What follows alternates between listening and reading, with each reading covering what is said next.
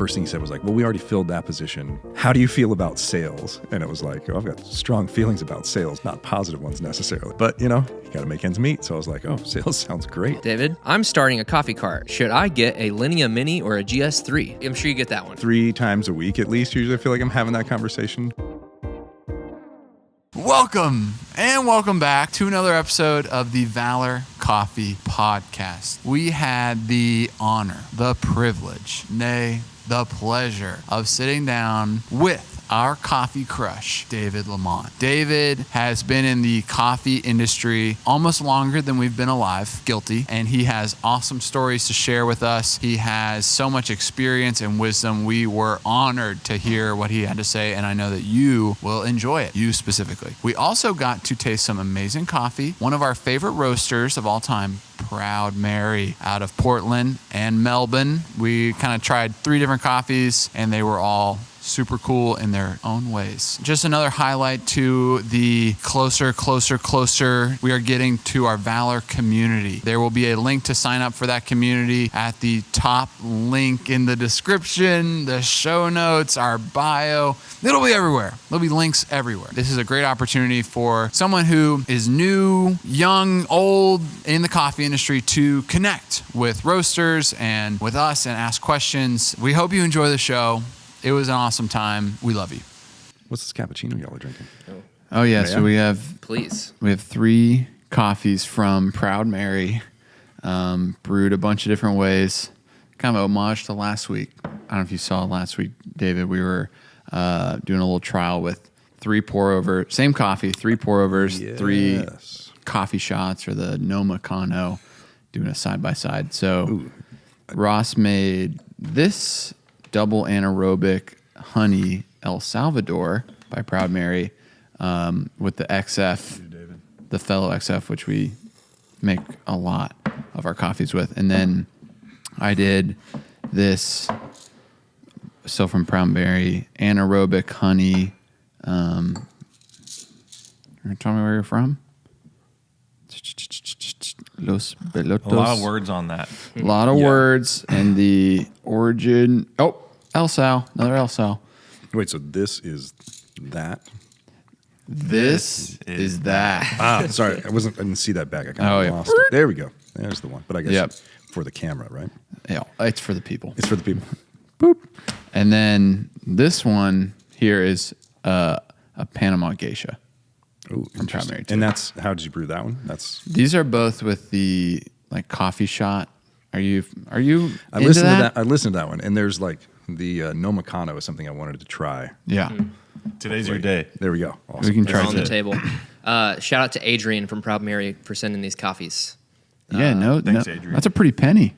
Yeah, for sure. But I mean, the sales are going to generate from this endorsement. Yeah, exactly. Buckle up, Proud Mary production team, because the queue's popping off. Adrian listened to the episode where I think I said Proud Mary was the Proud Mary coffee I tried in the tin was the best coffee I ever tried. And he was like, I got to get them some coffee. So thank you. Was that We're excited to try these. Alita Estate? I don't remember what the specific one was. I think it's probably in this email chain. The coffee was No Macano looking a little cloudy. It was Lamastis Family Estates. Oh, okay. So I also added 120 grams of bypass water, but last week I only added 100. I'm messing with the variables. Oops. So we hear it through the grapevine that you are a golfer. Is this true? I am a driving ranger. You're a top golfer? Yeah, almost. Like a buddy of mine tried to drag me into his golf habit not too long ago by sending me one of his old clubs. And so I was like, man, I haven't been to the driving range in 20 years or 15 years or whatever it was. And then I figured out that there's one just down the street from where I live in Sugar Hill that's like cheap, and it's kind of awful. Like the golf balls, like half the time the covers are falling off. It's like and the stuff public course? Yeah, it's like right behind a Kroger over there in Sugar Hill. But it's minutes away, so I could be like out of my house to the driving range, $5 bucket of balls, Wow. back to the house, no time flat. So not a golfer yet. I went and attempted that a couple of times. And, You ever I think watch I should golf? stick to the range. I don't. Who I'm not a would? sports. Masters only for me. Really? Like Sunday Masters. That's it. That sounds like a nice little ritual, you know? So that sounds like a fun thing to watch with people. Yeah. Watching golf alone sounds like a nap. Yes, my dad was enjoyed watching sports a lot more than I do by myself. So it's something that didn't stick with me. But what you drinking there? That is an espresso. Oh, I'm sorry. The espresso and cappuccino are the double anaerobic honey El Sal in the bag that you also have from the pour over. Double anaerobic honey. That's a lot of words. I was about to ask. I guess it's so nice they steep it twice. Yeah. They're like, all right, let's put it in another anaerobic There's container. absolutely no oxygen involved in this, No, for it's- sure. Yes. But we are here with David LaMont. What's up, guys? Come on. David LaMont, thank you for Thanks for making coming time on, David. to hang out with us. Thanks for inviting me, guys. I feel This is honored. exciting. I feel honored. This is pretty cool. Anytime to be in your presence. I think we've probably It's a little said much. your name, I don't know, probably on like At least 4 twice. or 5 episodes No. Sounds about right. throughout. Yep. At least the Caleb and Will episode. Yeah, I think that's it. But There's got to be more. maybe. The best thing ever was the first time we were all getting the coffee. We went to a throwdown at Dancing Goats in Pond City Market. And Whoa. I don't even know if you were there. But He wasn't there. I don't think you were there. There was a picture of me steaming milk and a guy wearing a La Marzocco shirt behind me in the picture. And we were like, I think that's David LaMont. That's David LaMont. They're like, whoa, he was at the thing. And that's what we thought you looked like, some different man. Oh gosh, now we got to find the photo and figure out who it Gotta was. If find- it was either Ren or if it was All right. Chandler. If it You was, guys like- talk. Oh, you're about to you find can it? find the photo. I have it. Oh, my gosh. I mean, it's my screensaver. It's me winning my first latte art. Oh, did throwdown. you win the throwdown? Yeah, we like rolled That's a in. big We're deal. Dawsonville boys, and we won. It was sweet. You won. We won. That's my biggest accomplishment. Where did y'all work? Where was your first coffee spot? Forgive me if I'm making you guys repeat stuff that's probably Oh, 10 no. other episodes. But For Ross and I, it was this place in Gainesville called Midland Station. And it was like it was owned by a church in Gainesville. And it essentially was like a deli that had an espresso machine, but they called themselves a coffee shop. They had a Simonelli 2 group. You remember the model of that machine? Aurelia 2. Oh, yeah. okay. Yeah. Solid And- machine. Except when you engaged the group head, it would like spray hot water everywhere. Oh, kind like of the like super hot, like as soon as you gurgling. started it. Yeah, exactly. The Yeah. old temp surfing stuff that people had to do. Maybe. Maybe you obviously know more about this than I do because we got a nameless espresso tech out there to look at it, and he was just like, "You just got to let it run for Yeah. longer." Is that's basically what you're saying, right? Temp surfing. It was like a thing that, if you go way back in the home barista forums and stuff like that, that was pretty standard part of people brewing. Was like you would run it and it would do the sputtering thing because it's probably over boiling. So as soon as it's hitting the air, it's like whatever boiling as soon as it does. So it sprays and hisses and does everything, and then you got to kind of like surf to find exactly that spot where you think it's the right temperature. Oh, The first machine I worked on was the same way. It was like when you would just walk up to it and hit the button, the first amount of water it sent out was sputtery and hot and way over the top. So yeah. The only other espresso machines that I was around during that time were in the counterculture training lab. So I spent a lot of time there. They had like a Strata and I think a GB5 in there, maybe. I forget at that time what was in there, but it was all like great stuff. And I was Right. like, these don't sputter. Yeah, this these guy are must exactly- be wrong. I hit the button and it just comes out at the temperature it comes I out want. at Like, the right temperature. Yeah, that's the La Marzocco difference right there. And these machines aren't made of plastic. Yeah, exactly. Yeah, yeah. Less parts coming off in your hand, but whatever. Yeah. Yes, for sure. Hey, you'll be pleased to know. I don't know if the word's gotten to you yet. We just got a Strata S. I saw. Oh, yeah. I saw the order come through. That's pretty exciting. That's really exciting. We're actually. excited. We're stoked. The Spirit has been a pleasure, but it's time to step up. Retire it to the roastery. That's right. Right. Throw less volume at it. Yeah. Yeah. What would you do if you had a 3-group Strata that would you just try to sell it? Because we don't need it anymore. It's a manual paddle. Oh, is it not converted? Well, it was Okay. converted from something to something. Was it okay. EE? It was a MP. manual paddle, and now it is converted to where the paddles are just on-off switches. I think Oh, is okay. that Yeah. EE? So it's an MP converted to a EE, Yeah. semi-automatic. So no more gauges, no more like No pressure. no nothing. pressure. I would almost prefer adjustability. that in this lab, honestly. So I'm like, could convert it back. I mean, really, what would be great is if we could convert it to AV. I don't know if people do that. That sounds hard. That's a lot. Yeah. I mean, this is a conversion that'll like help you if you're trying to sell that to somebody else. I was actually just on the phone with somebody the other day that was considering buying an older MP, and I was asking them, I was like, have you swapped it to EE? Because that's actually probably going to be better for your shop. Because plenty of places run on semi-automatic like that. But I'm glad we brought you here, man. Let's connect this sorry. person and we'll sell them just keep our saying machine. MPs, EEs. Yeah, no, we can the find a home picture. for that. Oh, you found it's it? Chandler Rents, the man. Yeah. Yeah, But That's he's who you should not really- you, though. Yeah, that's No, not you. No. Are you Chandler sure and I that's are- not you? Why did we think that was David LaMont? Because he has a giant La Marzocco logo on his. Yeah. Well, I guess It's that's a like, start. Who would wear a La Marzocco that guy like there is- merch if Right. they don't work for You're a you? sucker. Yeah. Well, just like how you've been mentioned in this podcast, your name has just been in the specialty coffee community before we were even younglings in it. So I think we just always wanted to meet David LaMont. Name lurking awkwardly in the background, like I in person usually am at most events, like hanging out in geez. the I feel background. that. But you work with La Marzocco. I do. What is your role? I am the Southeast Sales Director for that. So Virginia to Florida, over to Arkansas, Louisiana, like everything in that zone. I'm the person that people talk to who want to sometimes buy La Marzoccos and often be the ones who are selling them and supporting them and doing that kind of stuff. Yeah. Okay. So do most people buy direct, or it's all through local espresso techs? Very, very few buy direct. It's usually through local espresso technicians or through like roasting companies.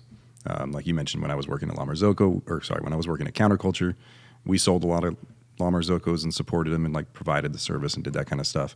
So I work with those kind of people trying to help the people who are helping the people, Right. So people will often call me who are just saying, hey, I want to start a coffee shop and all I know is that I want to use a La Marzocco. That's like literally the only piece of information they have other than maybe a prospective spot. And so they call me like, how do I get a La Marzocco? How do they find your number? They just find La Marzocco. And so they just go to the website and then they, email or call or do something and then get eventually connected up with me. And I try to be as welcoming a first stop as I can be and try to, decipher a little bit of how the system works for them. But Just on that, what are questions you ask people when they say, I want a La Marzocco machine in my cafe? Where do you go with that conversation? Is it really? yeah, exactly. You want a cafe? Okay. Have you already signed the lease? Is it two? I'm just kidding. No, the first thing I always try to figure out is like who they're already working with or talking to, because I never want to interrupt a relationship accidentally, right? Because I might have kind of like my go-to in their area or a couple of go-tos, but I don't want to like throw out a name and then all of a sudden they've, some roaster in the background's been doing a ton of work. And then I accidentally throw some wrench into the works. So I usually try to just spend a lot of time trying to figure out who they're already connected to. And then, sometimes those are people where it's like an easy conversation and I'm just like, oh, you're talking to those folks? Like that's easy. You can buy your equipment through them. They're going to do a great job of supporting you. Other times it might be somebody who's not at all a partner. So I kind of help them connect the dots and add to that mix of who they've already got. So. Gotcha. So what about with, do you help with equipment selection? So Yep. what are the questions you ask on that front? Size of the cafe, like what, kind of trying to get a sense of what they want to do, how experienced they are. One of the great things about representing a pretty simple lineup, even though it looks complex online, is that there's kind of a handful of things that I would point them towards. So it's not like this super complex selection process. Some of it comes down to style. Some of it comes down to like budget. Some of it comes down to like features and stuff. So, there's not many times where I'm, somebody's coming to me blank and then I'm going to end up trying to push them into a Linea Mini or, on the all far end of the spectrum, like a 3-group Leva or something like that. It's usually a pretty straightforward formula. So the machine part of it's kind of easy. I I think I find more fun in talking to them about what they're trying to do and Yeah. learning a same bit here. more about them. So I have so many questions. I know. Does, Me too. does Really? anyone Oh, in yeah? the Southeast have a leva? I was going to ask the same question. What are leva sales like these days? yeah, I think they're. Gosh, I don't know. There's a couple of home levas out there somewhere. I think I don't know if we have any in the That makes Southeast. sense. Like there single a- groups? Single groups, Okay, yeah. That, It's the same. I mean, it's basically the same machine, just a single group size. It's not shrunk down. It's a big machine. But there's So- one group. There's a one Like group how version big is of it. it compared to that? Much larger. Well, I mean, width wise, obviously it's narrower, but it's Height and There's depth. a lot of height to that thing. there's a lot of Yeah. height to that thing. Yeah, exactly. Can we just break down what a leva is real quick for not me? Sure. I know, but the other people. Yeah. Those people. Those people on all the cameras. Lever machines, when people started first creating espresso, like, kind of that relationship of pressure to the finished cup of coffee, what it looks like, what it tastes like, and all that stuff. It's kind of evolved over the years. At the very beginning of the whole espresso history, you had just like machines that were like coal-fired, and the pressure would be just basically contained in like how much pressure you could create by taking water a little bit past boiling in a contained system, and that made a different product coming out, right? So then as people like kind of evolved and were like, what if we push this further? Like, how could we make coffee faster? How could we like do it more efficiently? Somebody came up with the idea of, and I should know this, but I'm on camera and I'm not thinking straight. But somebody came up with the idea of like just taking a giant spring and a piston and Yeah. filling up a chamber with hot water and then letting the spring and the piston shove that water through very finely ground coffee. The way to do that was by pulling a big handle on a lever that like compressed the spring and then released that piston down through the coffee. So lever machines, plenty of companies still make them. La Marzocco set out a few years ago to kind of take this machine that was a bit antiquated and like still existed in pretty much the form it was a long time ago, and update a bunch of the features of it, like make it more temperature stable, like we were talking about, and make it where you could adjust the pressure and do a lot of stuff. So we came up with this really wild machine called the leva. So, last thing on the leva. I know this Yeah, doesn't please, apply go to any of our audience, but That we know. that we know of. There's any coffee carts out there that are looking for a leva? Ooh, no. This, Sorry. And 220 volt, right? Like, yeah. Haul your I'm sure it's not generator with fragile you. either. It's probably. Just put in your contract you need 220 volt power. They'll and give it to you they'll every give it time. to you. Yeah, It's they that nailed simple. that every time, right? All Every right. time. Simulation. Uh-oh. Hi, David. I'm starting a coffee cart. Should I get a Linea Mini or a GS3? Oh gosh, yes. I'm sure you get that one. 3 times a week at least. Usually, Yeah. I feel like I'm having Wow. that conversation. I mean, Did probably. we have that conversation with you? Did we? I don't know. Did sounds the familiar. Linea did the Linea Mini exist when y'all were? I don't think it did. Yeah, I Because- think it came after. Because I think it came Bellwood later. got it and we were like, what's that? Yeah. Yes, but the single group Linea, which is Yes, yeah. I don't know how many of those are floating around There's a bunch. There's one for sale around here somewhere on. I saw it on Craigslist because recently. those things are Me hot. thinks I'm Craigslist, interested. Facebook. They're cool. There's a green one right around here, probably within 3 to 5 miles or somewhere. How do Smell you it. know? You just know when things are floating around. I sold it years ago, Okay. and I think that they stopped using it or like changed the business or something. But it's a very cool one. Okay, back to it. Right. Anyways, sorry, yeah. Linea Mini versus GS3. My standard answer is like, obviously there's a cost difference, but when it comes to it, for me, I like the GS3 a little bit better for the sake that it's easy to swap between working off the reservoir and working off of like a flow jet That's true. pressured setup. It's really quick. Like you can, you guys have done it plenty of times, hopefully. Linea Mini is obviously less expensive, but it's also semi-automatic for the sake of yeah, That's a big one. on-off switch, man. Versus the volumetrics of the GS3.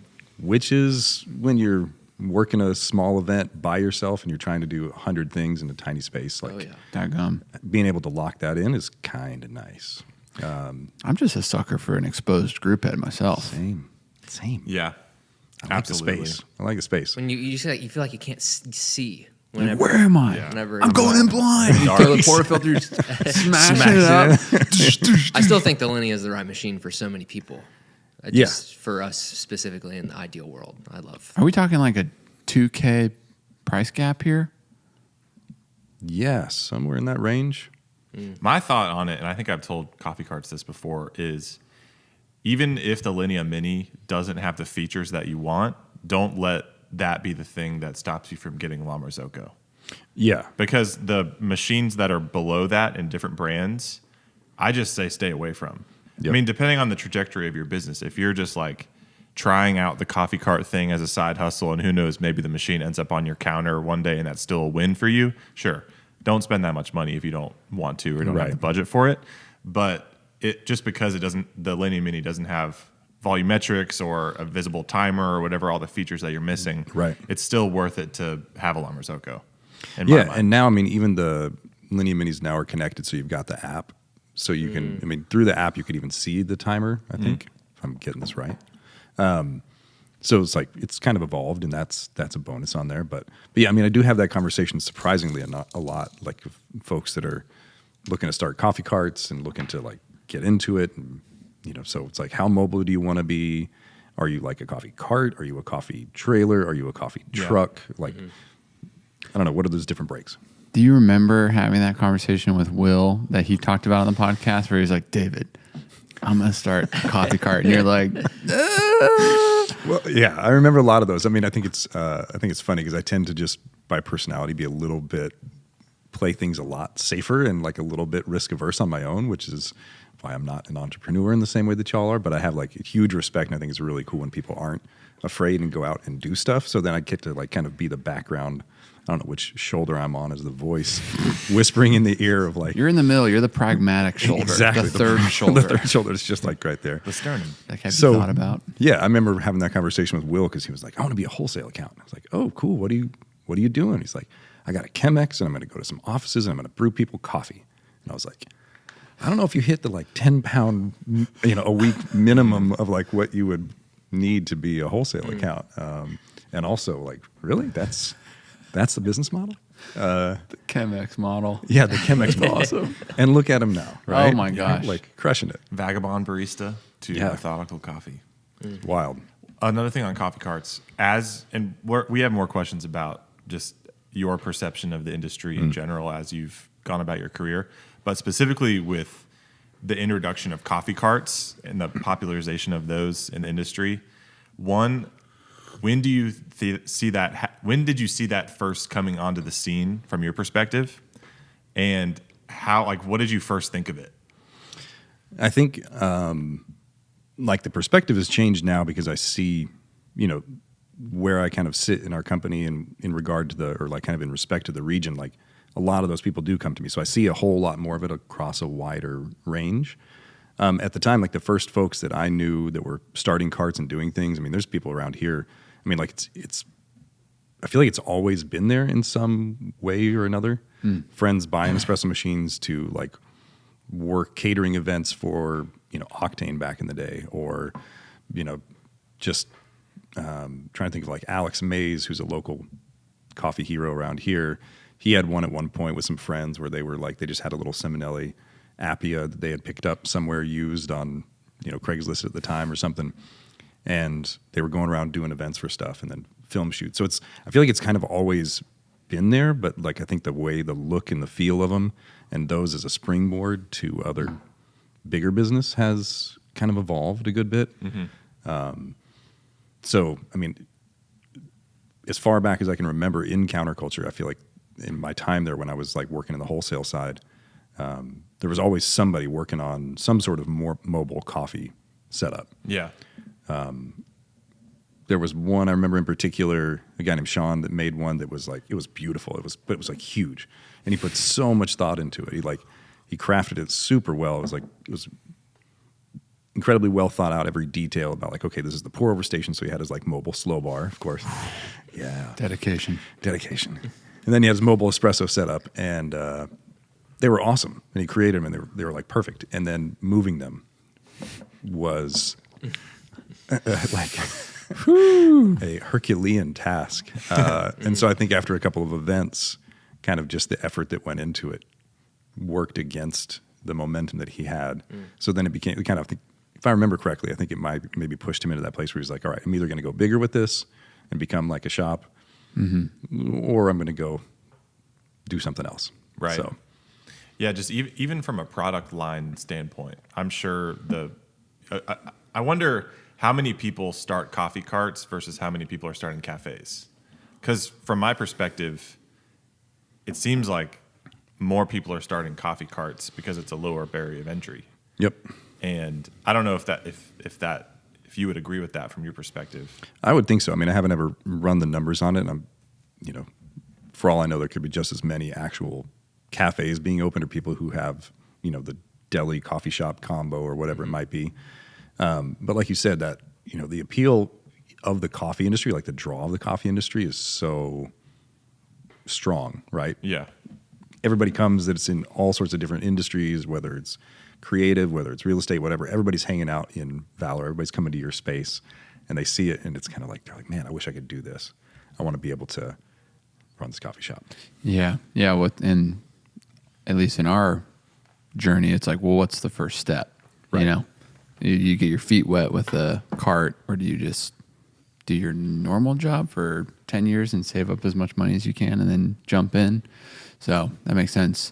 And even in events, I had this realization, and I'm not in it as much as you are, but it seems like there's still just a market for coffee carts, in that a coffee cart can pair with any type of event that's happening.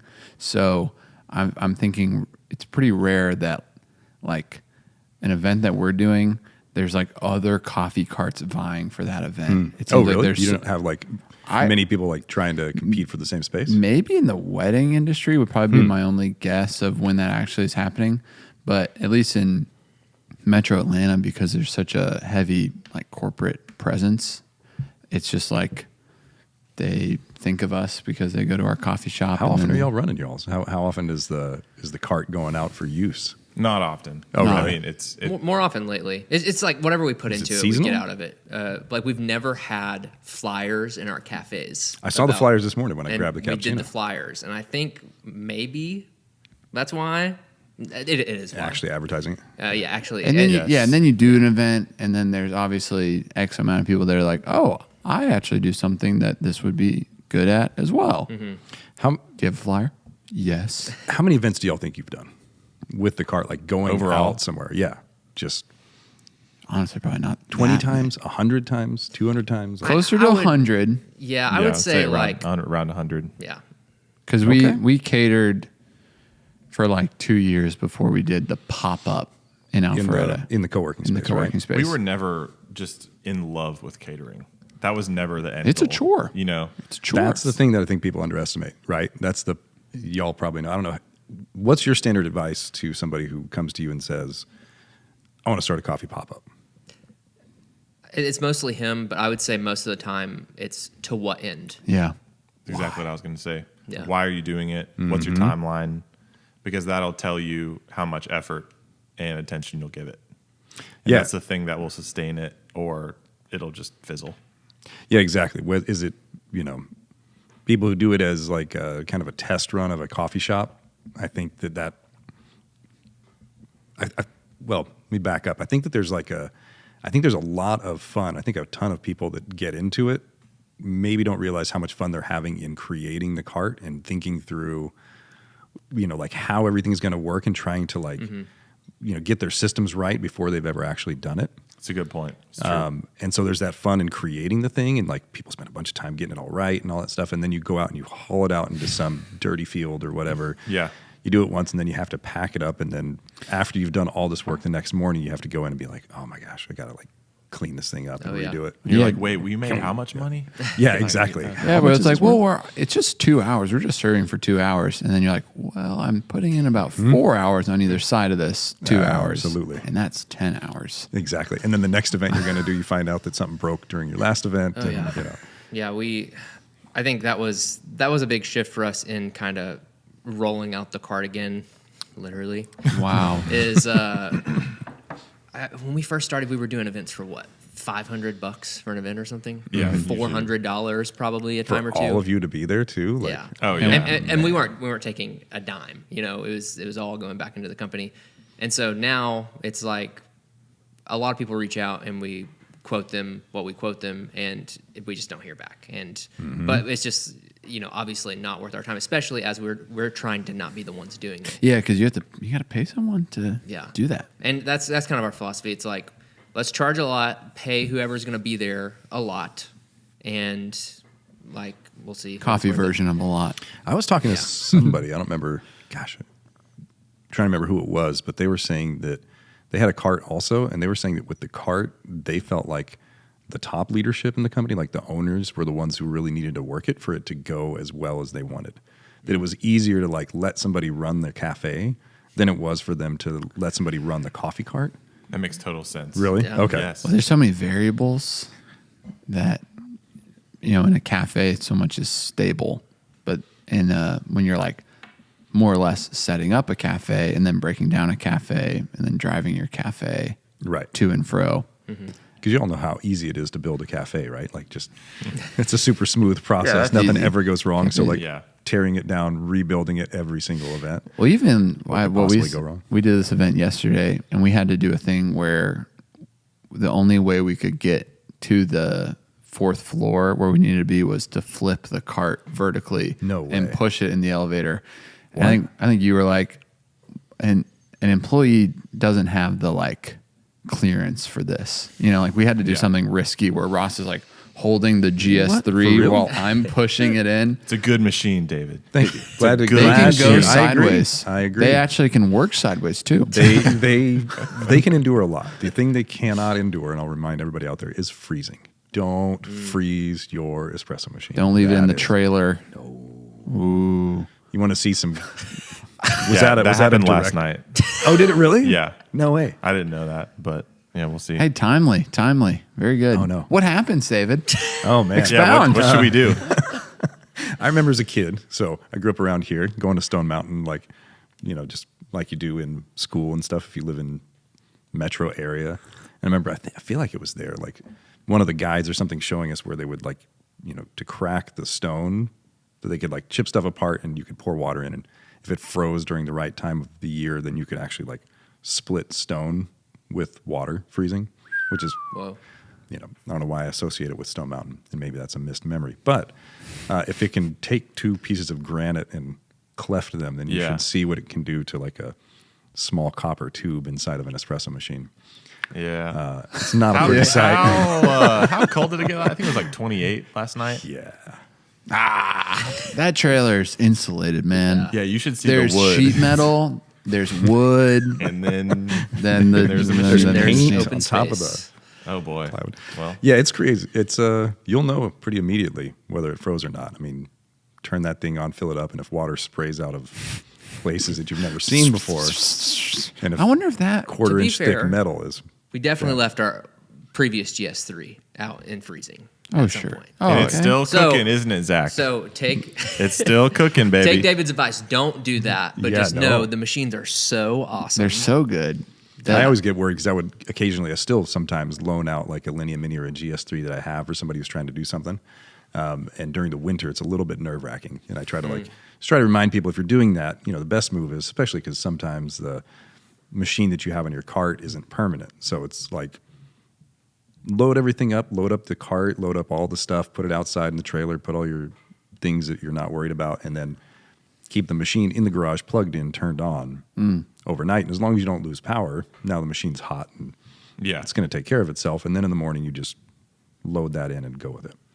I think we've said this on the program before, but a huge revelation we had was don't leave the water reservoir in the trailer overnight in the winter or when it's cold at all. Yeah. Because then the machine is receiving maybe 40-degree water and it's having to work twice as hard. Yep. Because it's used to receiving whatever the standard is. But that was a good one. But we'll see what happens. We'll report back. This is Let me a know. progression of events. Well, he said he has loners, so we can just have. Oh yeah, no. So we're good. All right. So you're fine. Yeah, it's totally cool.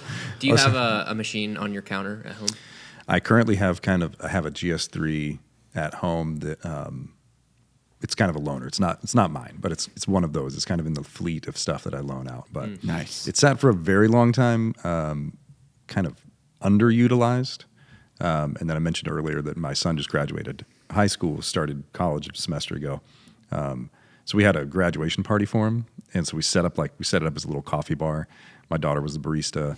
Cool. All of his friends came over, and they were like, slinging iced lattes and mochas and things like that. That's awesome. And it was at that point, now 20 years into my coffee career, that my wife discovered that she actually really likes an iced vanilla latte.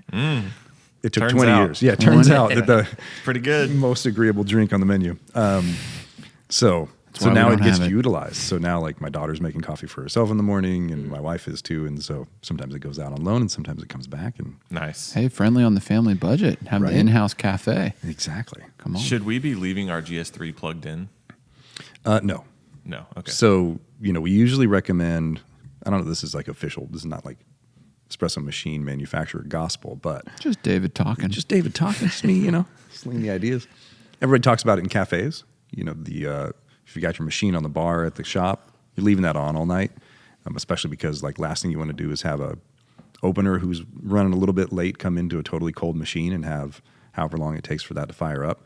Also, just kind of the cycling of the parts, like getting hot, getting cold, doing that stuff. or like freezing. Or freezing. Yeah. But with the GS3s and the Linea Minis, if it's not being used, you're better off leaving it off. Because you're not using it as much, you get more like scale buildup and minerals and stuff. So some of the clogs and things that happen in flow restrictors, That makes sense. Chiclairs. we have a couple clogged jickleers. Chiclairs, yeah. Keep that guitar string on us. Oh, yeah. Exactly. What string is it? What's the right size string? I forget. Probably G? probably B string. Okay. If I had to guess. 0.6, 0.7, something in that range. Not all the way to the thinnest one, but close. The clickbait title for this episode would be like how to have a 20-year career in Oh, coffee. gosh. Yeah.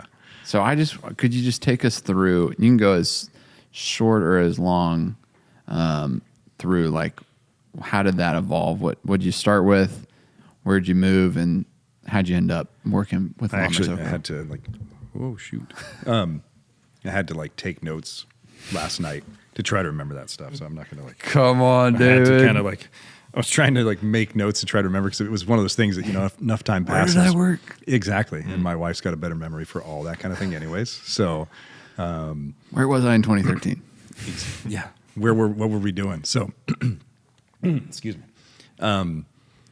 Yeah, I kind of fell into coffee. Like my wife and I were living in Japan at the time, and then moved back here, and I started grad school at Georgia Tech, thinking I wanted to like kind of continue that connection to living overseas and stuff. So I started an international affairs program, master's degree, and combination of that and some culture shock and stuff. I was just like wasn't feeling it, and at the same time we were living in Alpharetta, and there was a little coffee shop that had just opened up called Cambridge Coffee, or World Famous Coffee originally. That was kind of the name they opened up with. World famous? Yeah. That's a cool That's name. baller. They figured that they would just dive right in and just be like, call it like it's never First been day open on the before. scene. First day on the scene, we're World Famous Coffee.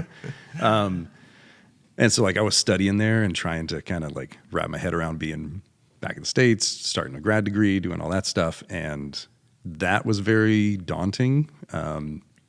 But the coffee scene seemed really cool and like kind of wide open. So I ended up taking a job there and like working as a barista. And so that was kind of the start to it. And that was like, 04. Had to check the notes. Question. This is a long shot. There's a gentleman that's been coming to our cafe ever since we opened by the name of Chris Levan. And before we opened, he's been in the Alpharetta area going and hanging out at coffee shops with his dogs Okay. for a long time. But I don't know if you would have. Chris Levan. I wonder if I would recognize him. Real talkative gentleman. Says he invented carbon fiber. Whoa. Allegedly. Okay. Some people believe it. Some people don't. But That's I quite believe the it. claim. I believe it. He's a smart dude. I haven't invented anything. Come on. Yeah. Oh, us either. Okay, so you got the job at World Famous. Got the job at World Famous. You're world famous. Yeah. Was working there and then like was kind of hitting that space. I can't remember if my wife had just, we were relatively newly married. We were still trying to figure things out and all that stuff. And I didn't see too much of a future there as like a manager or something. They had maybe made some commitments and I didn't think they were going to be fulfilled. So I was like, what do I do next? And then somebody from the church I was going to at the time was opening up a coffee shop like right up the street and needed somebody with experience and all as big air quotes as I could possibly put on that. So I was like, 6 months into reading some David Schomer articles and like working behind the bar. Oh, so you were into it. Like this wasn't like, just I'm working the job. It's like, this is cool. There was a guy that he was big in the scene around here for a long time, a guy named Rob Tuttle, and he was one of the owners of World Famous. He was a barista judge and stuff like that for a number of years afterwards, but he super, like, kind of like y'all, really elevate and do a great job with at all your shops, but hospitality-wise, Rob was amazing and super welcoming, and he just, like, infectious enthusiasm for everything he was doing. And so he like, I would come in there, I would just be studying, and he'd be chatting me up, and we'd be talking about stuff, and he'd be serving me espressos and just trying things, and just that idea of like, well, why is it good sometimes? Why is it not good other times? And like, what's this whole machine, and how do you do it? And like that kind of complication, and the fact maybe at the time where there was a structure to the master's program of like trying to work through somebody's prescribed learning, the appeal in some anti-authoritarian kind of way of being able to just like explore this thing that there weren't any rules about with coffee was maybe a little appealing. And so diving down this little rabbit hole. So Rob's enthusiasm definitely got me kind of excited about it. So then I wanted to work as a barista. And so then I told my wife, rather than pursuing a professional career, that I wanted to try to be a barista. And that. Been there. Yeah. Really? How'd she take it? Better than she should have. You sure? Yeah, exactly. What are we doing? What's the... So wait, Rob was one of the owners of World Famous. Mm-hmm. I know we got to keep moving, but just what... So this is a place that really cares about coffee, like especially if he's, a judge, SCA, maybe if that's a thing yet. Like, what were some of the highlights or things you could point to of like, what was specialty coffee like in 2004? Because I'm 7 years old at that point. Also, That's where was wild. World Famous? Was it gosh. just like in a strip? It was at the corner of, what would that be, 141 and, what's it called there? Not Pleasant Hill. Oh, like the PIB area? Like that side? Yeah, I'm trying to think what's over there now. It's not far from where Peach is located now. Okay. There's a Publix on one corner. There's a Stony River on the opposite corner. Like, Oh. yeah, it was like right over there. Abbott's Bridge or something. Suburbs kind of area. Oh, yeah. Over there. Oh, yeah, very much so. But like, are you guys weighing shots? Is there gosh, latte art? No. Like, This is shot glasses, measuring to the line.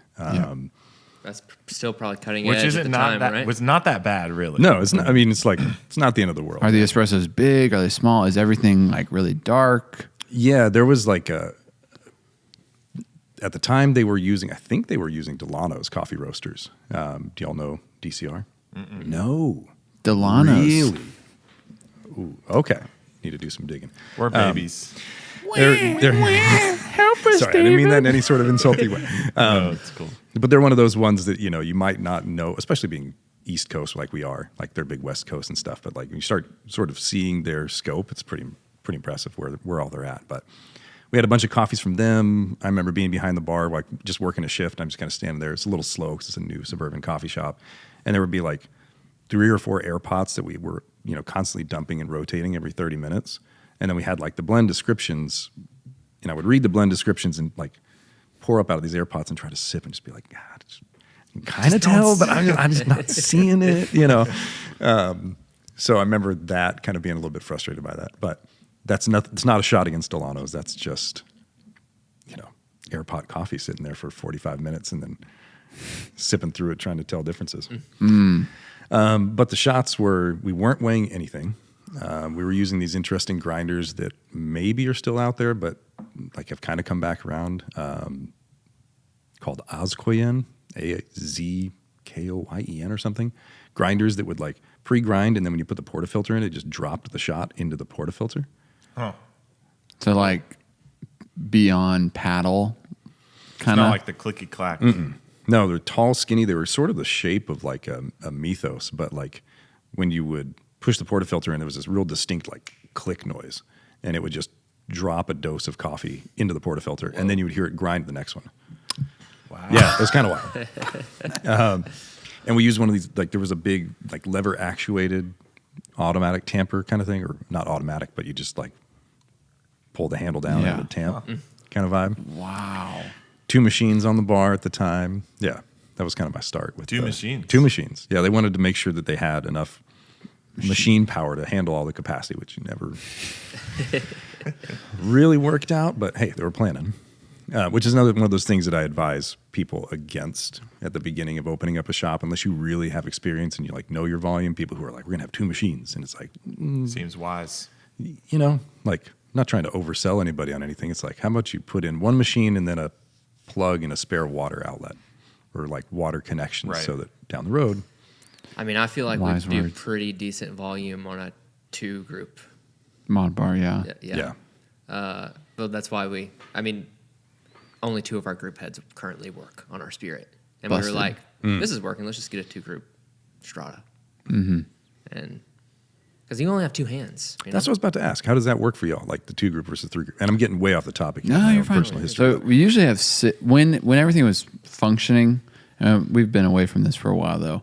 We had 6 portafilters, so it was prep 3, rip 3. While those are going, prep your other 3, and tried it. But obviously, you're moving hands a lot more, and for bringing people on the team, it's a lot simpler just to two. So we have. Do you still go back to like the 6 portafilter thing during really busy times or no? Well, it's more like a 4 because you're pulling 2, cleaning 2, prepping 2, and then firing those 2 off while you're cleaning the other 2. How many baristas do you have working that bar? It varies. If you're in that kind of position, like if you're in a position where that needs to be happening, there's probably 4 or 5, and that's probably all one person's doing is just making espresso, and then you have someone coming around them and doing like matcha, because we have a position called brewer where they start drinks, and then they have a position of expo where you're finishing drinks. Sure. And expo's delegating to like the bar supports the brewer. And then making sure things get out. So is Expo kind of running the show for everybody a little bit? Expo's kind of running the show on output, and then Concierge is running the show for input, and they have their own support to like get things started with drips, kegs, food, and then Expo and Concierge need to have a good line of communication on managing input, output. Yeah. Matcha is a position, huh? No, I was a support. That would be something the support does instead of the person who's just doing the 2 port filters because they're moving and grooving so much. But yeah, with the 3 group, and if we restructured the bar, I think the 3 group you could meet a level of efficiency. But for us, the way we have things set up, it's like having that. If you have to set 2 portafilters and then go back and get that 3rd one and then fire it as well, it's like. You're not gaining as much as it's worth for us specifically. I hear that. Yeah, we never really used that second machine. Jumping all the way back to the history thing, it was one where that machine got used so little that even though it was meant to be kind of like the backup in case of emergency thing, that it would have more problems, and we wouldn't really discover it until the first machine had an issue, and then you go try to jump over onto the second. Yeah. And it's not working. Yeah. I'm just thinking about our GS3 right now. It's like, probably okay. It's probably fine. It wasn't that cold for that long. It's 33 now. We're good. Oh my gosh! At 9 a.m. it's 3. Okay, so in 2004, right? World famous. I know you were just World starting famous, out, and so you probably didn't have like a great view of the whole industry at that time.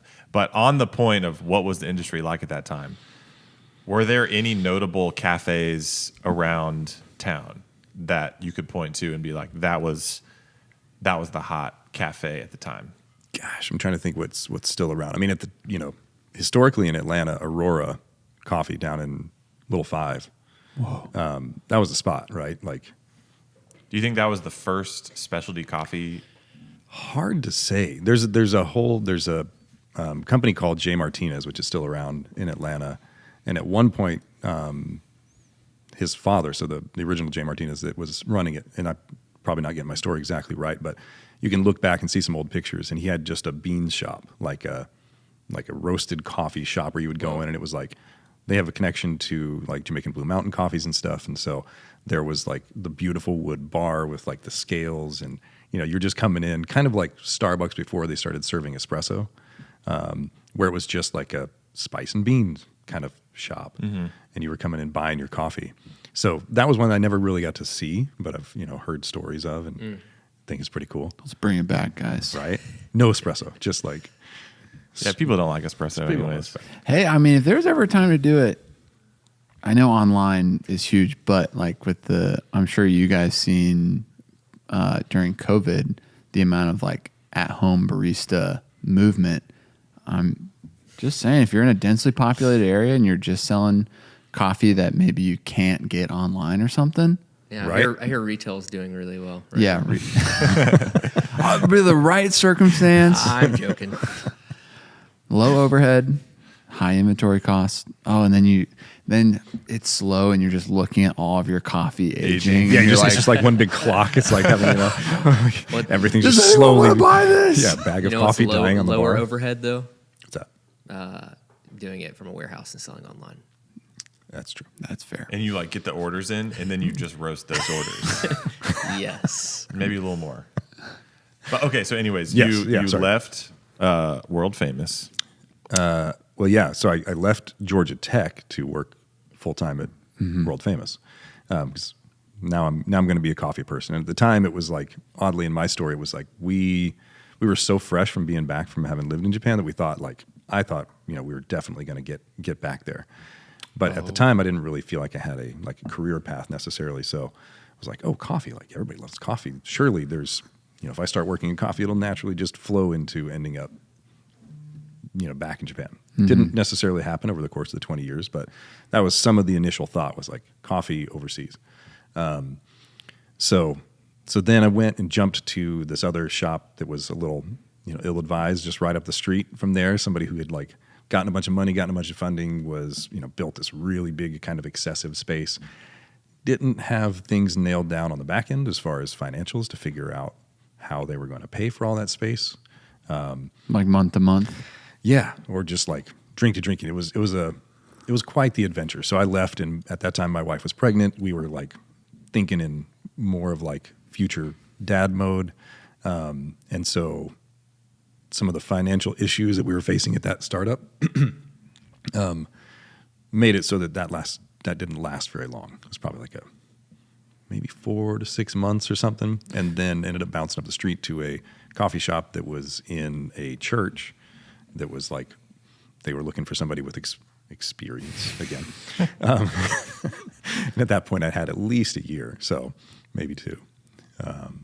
So then I jumped up there and was there for like a year and a half or so, a place called the Coffee Lodge, which still exists over in like South Forsyth area. Coffee Lodge. Yep. That does sound familiar. What It's church? inside of a church called First Redeemer. Like I didn't have any Oh, yeah. affiliation Oh, with yeah. the church, but there was they were opening up. There was a guy that had some experience through Chick-fil-A and stuff that they had hired to kind of be like a hospitality dude. Whatever. Yeah.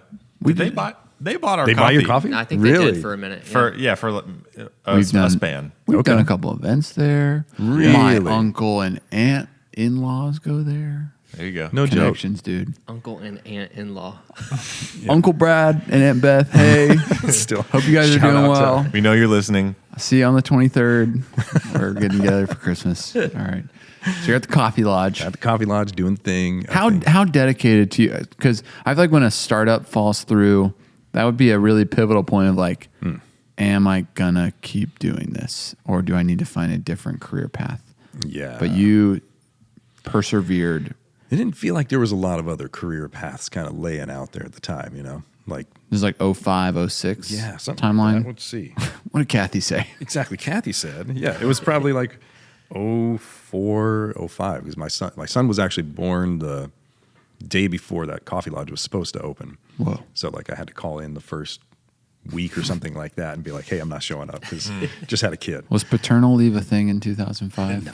But there was a team of the team that I had there, the opening barista team were some really awesome folks, most of whom were, moms with kids that were associated with the church. Mm-hmm. So they were amazing. Could have done fine in the place without me. Like I had the most kind of coffee dedication. But they had me covered. So when we were having the kid, they're like, now we got you. Mm-hmm. We're running this. They got it. Yep. But yeah, that's where I kind of was like get into it a little more. And like when that space originally opened up, they had already spec'd in and brought in like a super automatic espresso machine.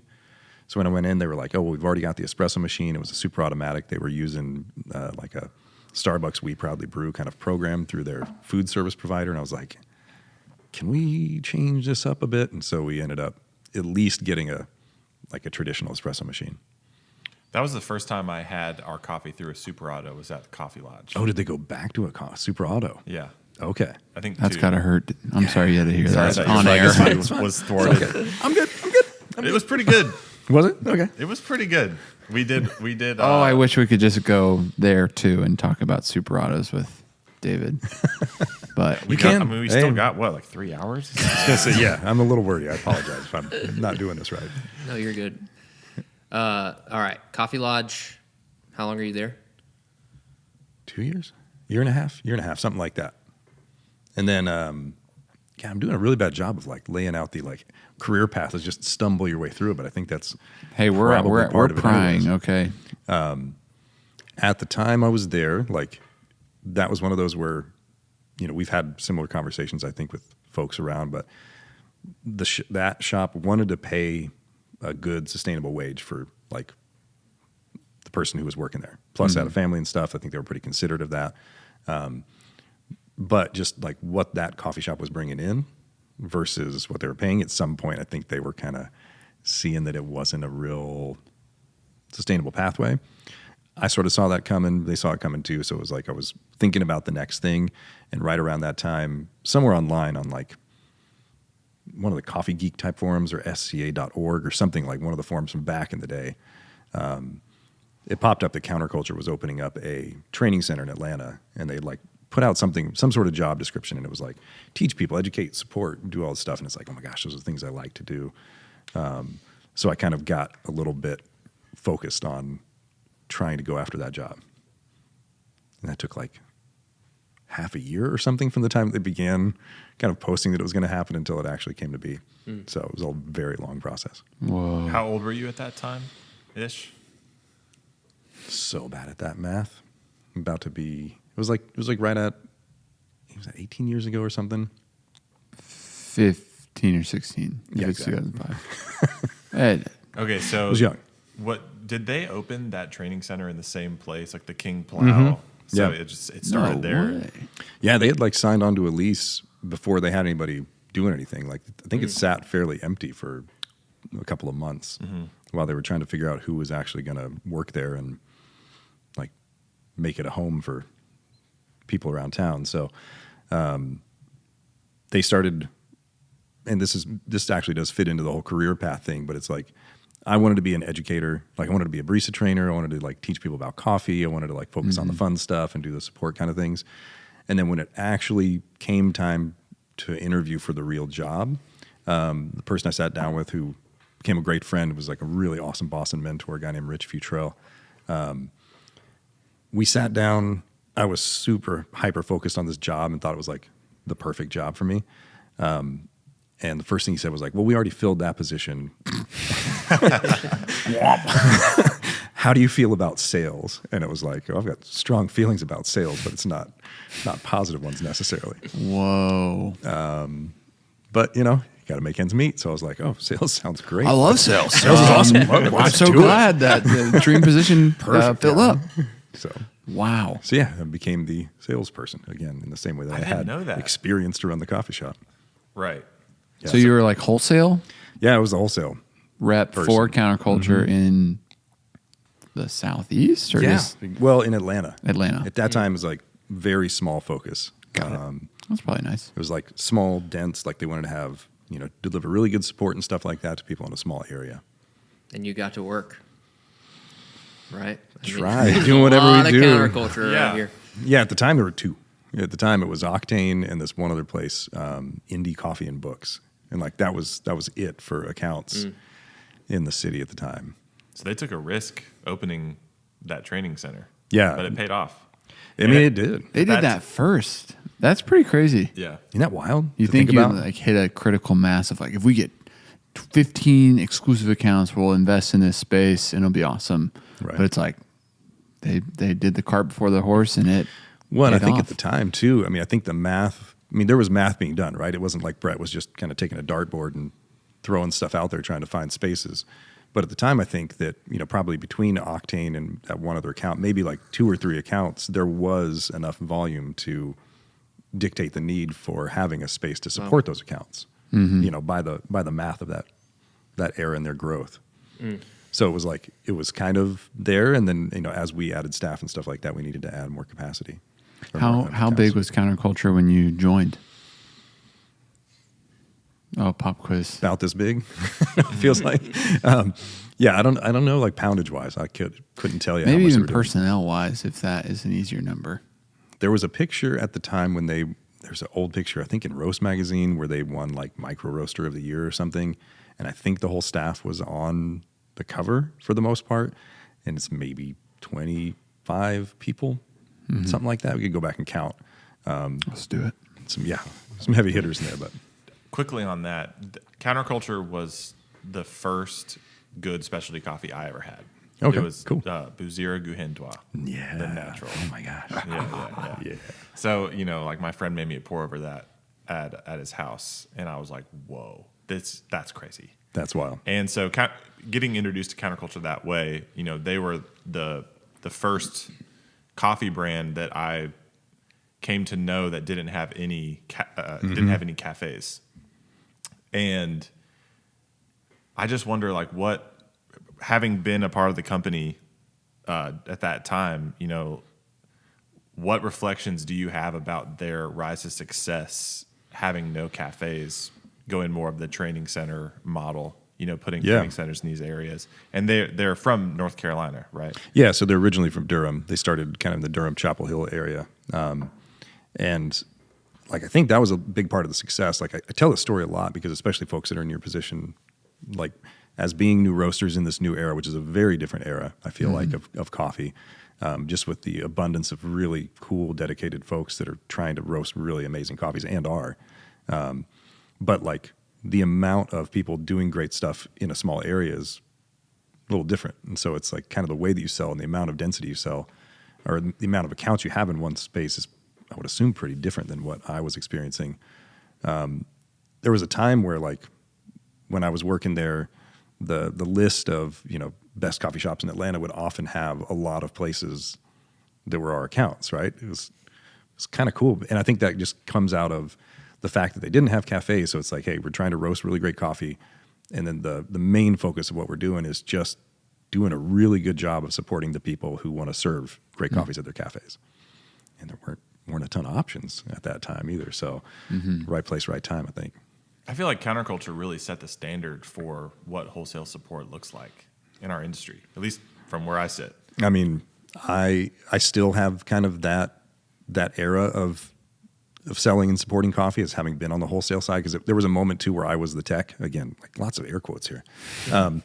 But I was the tech, so I was kind of responsible for the equipment that we were selling. Whoa! There were some periods where I was the only employee. Then I had like a couple of coworkers, and like we went through some different cycles there.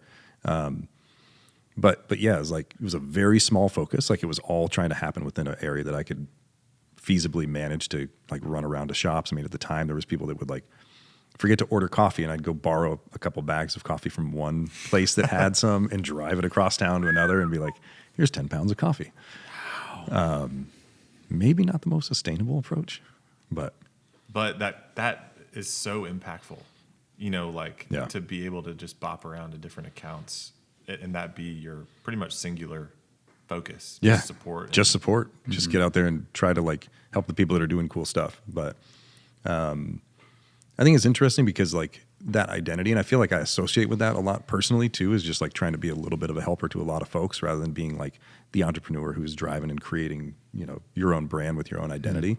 It's always just kind of like being a little bit in the background, supporting people.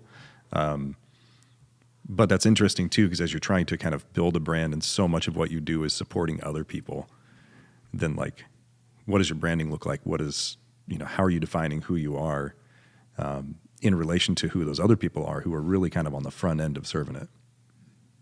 Not sure. How long were you with Counterculture?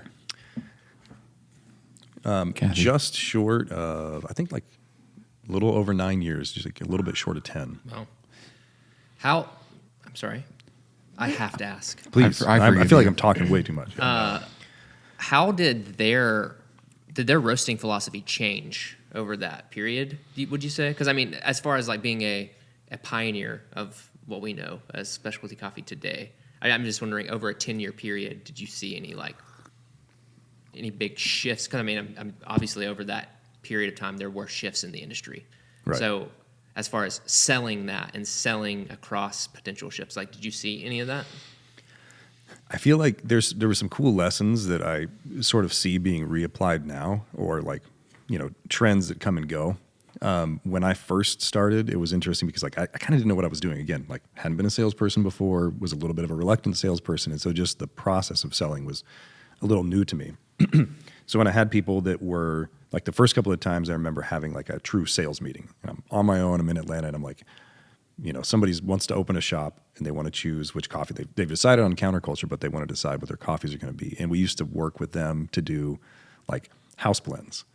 And so we had this huge list of blends that had kind of evolved over the years. And so I was like, okay, so I, write an email to counterculture, the team, and I'm like, okay, send me like whatever, regular number 35 and organic number 10 and like all these different things. Number 46, which is still a blend of theirs. That's the reason it's called 46 is because it was number 46 on the list. Yep. That's a freebie, guys. Right. So fun fact. So then like I set up this tasting with this customer of a bunch of these different blends that were just kind of numbers.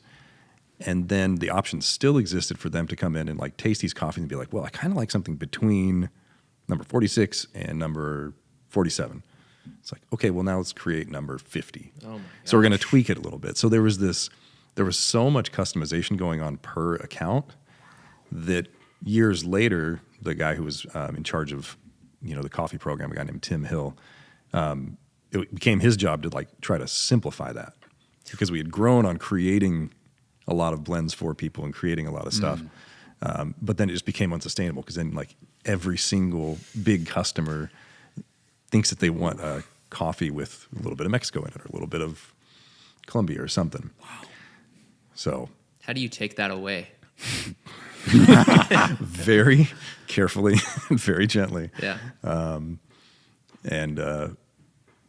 think the key thing was trying to like taste your way through it, like to convince people, like to show people, not convince, to show people that tasting the coffees, like that you're actually getting something better if you're picking a coffee that's going to stay fresher longer or that's based on something that tastes good and kind of hits that flavor target, rather than just saying we have family connections to Honduras, therefore like all year long we need our coffee to be mostly Honduras or something. Does that make sense? I don't know. So wow. You got any sales tips for us? I was about to ask the same.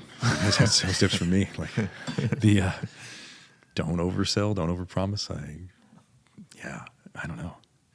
On the note about the customization on the menu, it makes so much sense why that was such an attractive feature at that time. Because I feel like at that time, I don't know, and I even see it now where like the lever you can pull to make the sale is like, what if we made you your own blend, And I think for some people that's really attractive, and some people it's not. Do y'all do it a fair amount? Do you do like? We do it occasionally. Okay. And one of the reasons I bring it up is early on we would just do anything we could to get coffee out the roaster, for better or for worse. And now we're a lot more selective with who we do that for. Right.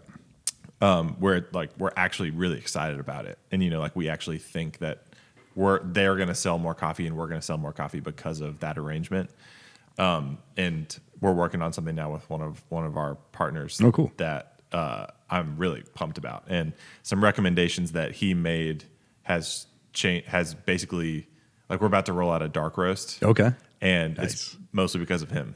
Oh, really? That was really what he wanted, and and so he made a good one. A customer giving really good feedback and really good ideas is awesome. Yeah. I mean, for him to like change the way that we're structuring our menu is that going to hit everybody? I mean, are you going to be able to apply that coffee like beyond just his accounts, or like not?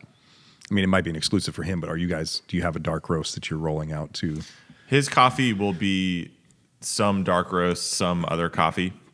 But the dark roast itself will be its own product that will be available for anyone. So it's not crazy dark. No. Like it's just like Full City Plus. Full City Plus. Yeah. Whatever that means. It's definitely a good bit darker than anything we've ever done. So we're still figuring out all the logistics around it, but Did Delano's say stuff like that? It's like the Full City Plus. Oh yeah, there was a lot of like the Full City Plus city, like that whole language of things. Yeah. what are your favorite coffee terms that are no longer used? Those? Oh my gosh. Because he always pulls those out. He's always like Full City, Vienna Roast. Yeah. Stockfleth's move. Do you all know that one? Oh, yeah. Oh yeah. Okay. See, that's Stockfleth we is learned awesome. that from Chris Baca. okay. He made a video about it one time. not distributing. I think we used it for a little bit, and then we started tapping. Oh my gosh. Wait, I'll give you some time to think about it. But do you have any thoughts on like all this coffee tech on redistributing espresso and the so many thoughts. the auto comb and the WDT? I think it was still called the WDT, but it was like the yogurt cup and like a stir stick. It was the move. So like I actually found this photo the other day or yesterday when Kathy and I were trying to figure out timelines and stuff. There was one point where when I just started at Counterculture that I invited a bunch of the local coffee geeks through the Coffee Geek Forum and just was like, y'all come hang out, like teach me stuff. I just, let's get together and do like a little home coffee person's get together. And somebody brought like yogurt cup with the bottom of it cut off and it fit perfectly into a portafilter. 58 millimeters, baby. Yeah, exactly. It fit right in, and then you could put in the coffee, and they were like stirring, and I was just like, we talking Yo Play? "What's that?" Like Yo yeah, Play? well, what would it have been? Like the cylindrical. Yeah, this is pre-Chobani, so it was probably like Yo Play Before the merger. Hey, Chobani's hot topic right now. Is that right? $900 million. $900 million for La Colombe. Oh yeah, right. Yeah. Yeah. Jeez. We're close, guys. We are close. We're almost there. We're almost there. A few Almost more there. podcasts, 800 more cafes. We're there. Yeah. So yeah, the plastic cup into the portafilter, stirring, and it's so. The thing that I think is interesting is to me that always like there's interesting ideas that come out of that maybe like I don't know how y'all feel about it. In the cafe, are you going to have? Can you get that in depth with espresso prep process, or do you have to wait for it to kind of be commercialized to become something that can fit more smoothly into the volume that you do? I think it just happened for the first time that's viable with the Barista Hustle auto comb. Yeah, the little.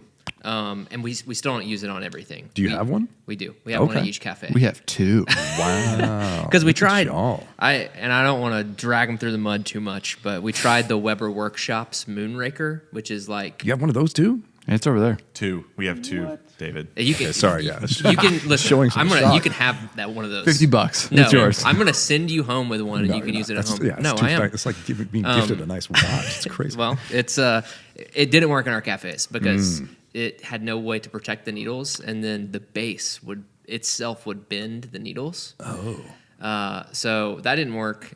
Auto comb though, and the needles still get bent. We need to replace a couple right now, but we use it for anything cappuccino or smaller. But obviously, you've done enough testing on it that like it makes enough of a difference in the process for you to incorporate that, right? I mean, did you do the side by side of just like baristas doing their own thing, not distributing well, or stock flexing? I've done the side by side, and then especially with the Moonraker, I like broke out a refractometer and tested, and it does increase extraction yield. Okay. I think the biggest win is when you're doing anything on the EK too. Like if you're doing an EK espresso, it comes out all clump, Little rake, and you're little good to rake, and you're good. Numbers are one thing, but I do think taste wise, more even extraction. go. Okay. If you Better whereas puck without integrity. it, you probably have some amount of micro channeling here and there. Yeah. But I think it really gets rid of it. I think that's the thing that's cool is like, what's the stuff that's coming from people's home routines where you've got no pressures of trying to hit Do a it certain amount of 30 times, time, yeah. or do it over and over and over. But what can stand the test of like making it into the cafe and going into practice. We got to keep moving. I'm sorry. Oh, I'm sorry. Yes, So No. counterculture, just under 10 years. And Yep. then is it straight from counterculture to La Marzocco? Yeah. So we had kind of pretty topical at the moment. So right now, La Marzocco is releasing the Strata X, which y'all might have seen, which is like a very cool, evolved pressure profiling machine. Can do lots of stuff. I still got to spend some time with it. But about 8+ years ago, they had the Strata EP, which was kind of the first run at pressure profiling. We were really kind of breaking new ground, trying to do stuff, and we learned a lot from that process of how it works. I mean, very same body, but just a different function internally. And La Marzocco kind of went on a tour to a bunch of different places, showing off that machine, kind of talking about pressure and flow. And they came through Atlanta and did an event at the Atlanta Training Center. And somebody mentioned something about like that they were going to be trying to hire for a support position. And I had a bunch of coffee friends in the industry that I like were all kind of like they were at the max of where they might have moved within the companies they were at. So I had this kind of list of names in my mind. I was like, oh, those people could be really perfect for this job, get to jump and work for a really cool company like La Marzocco. So I think I reached out to them and was going to try to sort of put some names in front of them. And then I don't know if it was mid-call or if it was like a change their mind or something in the course of time. But once again, they were like, well, we're looking for a salesperson. And I'm still thinking, I'm not sure if I like sales, but here I am this many years in doing it. And I was like, oh, really? So that started a conversation and ended up making the jump. So I had been kind of doing pseudo tech work for all those years at Counterculture and was obviously very familiar with the product. And also too, like for me at the time, like the coffee industry has always been about connecting with the people. And like, that's kind of why I got into it, was to, indulge a love of like getting to know folks and having a lot of friends. And over the course of my time at Counterculture, a lot of those accounts had either graduated away and people had gone to work for other coffee companies or were getting ready to start new roasters and doing things like that. And it kind of, to me, felt like an opportunity to kind of follow them in some ways and like continue to hopefully make some inputs into their careers and just like support what they were doing from the side of La Marzocco rather than ending up as competitors with Counterculture. I don't know. Makes sense. That's awesome. What is it like selling? Because you're at Counterculture, you're selling a product where people are going to be buying it on a recurring basis. I've always wondered, what's it like selling this one massively expensive product, and it's almost as if your entire lifetime value of some customers is just like lies within that one sale. It was weird. It felt like, if you've got a clock that's running at a certain pace, like with getting used to that wholesale coffee sales sort of interaction time frame, like the way that people were opening up shops, how often they were ordering, how often we were interacting, like it felt like it was like on a pace. And then when I moved to La Marzocco, it felt like it cut down by, 300% as far as like now it's just on this really slow pace. Like we're not client golf. So much client golf. Yeah. Which is funny that we mentioned that client golf. It's happened precisely one time in the course of my 8 years. It's the talk of the industry, though. So yeah, it's like you said, people are making a big decision one time, and then hopefully if our brand is, if our product is doing what it's supposed to, they're not having to replace it until 10, 15 years later. So just all those interactions, just like the pace of everything, and even too, like how often we're rolling out new equipment. Back in the day, it was like we're rolling out a new blend, we're putting out a new coffee, like something new is showing up all the time. And then seasonality, like the Bustier Hind was going away, and the new, the Coquet's coming in or something. And now it's like Coquet, Edito, Edito, Kebab. and so now it's like one machine every 3 years, 2 years, whatever. So it's just a different pace. Though. I bet you've had a lot of people hitting you up after this most recent cycle. Yeah, I think there's fingers crossed everything comes together schedule wise, but there should be an event happening here in Atlanta somewhere around the Strata X and a bunch of other innovations we have happening post SCA, I think. Cool. So, what's your favorite thing about La Marzocco machines? Favorite thing about the machines, it was funny when you started saying La Marzocco, it was like immediately to the people, and then you said machines. I was like, oh yeah, machines. I mean, my favorite thing about them, it sounds weird, I feel like that's a kind of a cop out. My favorite things about the machines are the people behind the machines and the stories behind them and stuff, you know, and the people working on them. Right? It's like it's a privilege that I don't even really kind of fully comprehend and grasp, to be this connected to this many cool people in the industry who are doing amazing things with the tools that we make.